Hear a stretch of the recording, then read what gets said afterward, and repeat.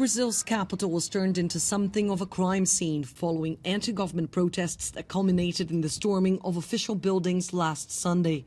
Scientific police looked for evidence inside the country's Supreme Court, and several investigations are now ongoing into who's responsible for a day that shook this country to its core.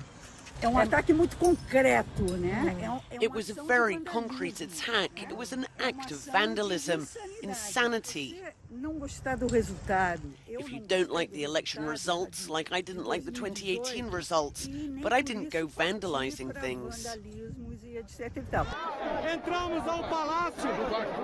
Supporters of former President Jair Bolsonaro, who refused to acknowledge the election results, are largely believed to have been behind the scenes of chaos that unfolded in Brasilia.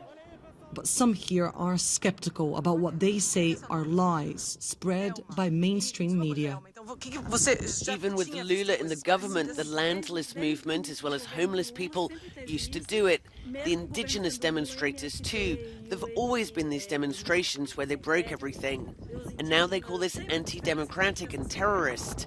And so in the past they were also terrorists. Why didn't they call them that way? And at the time, nobody used to be jailed. Nobody was investigated.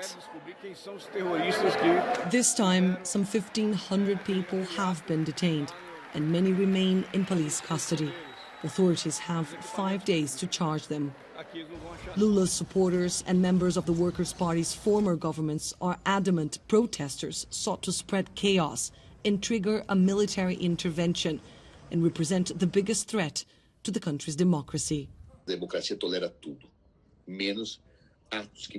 Democracy tolerates everything, except acts that seek to exterminate it. If we don't act with vigour against those who want to violate democracy, we will lose democracy. Those responsible must be put behind bars.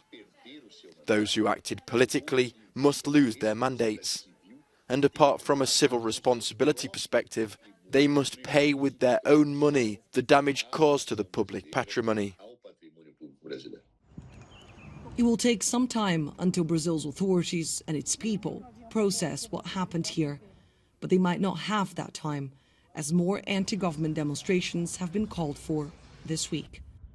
Annalise Borges in Brazil's capital, Brasilia, for Euronews.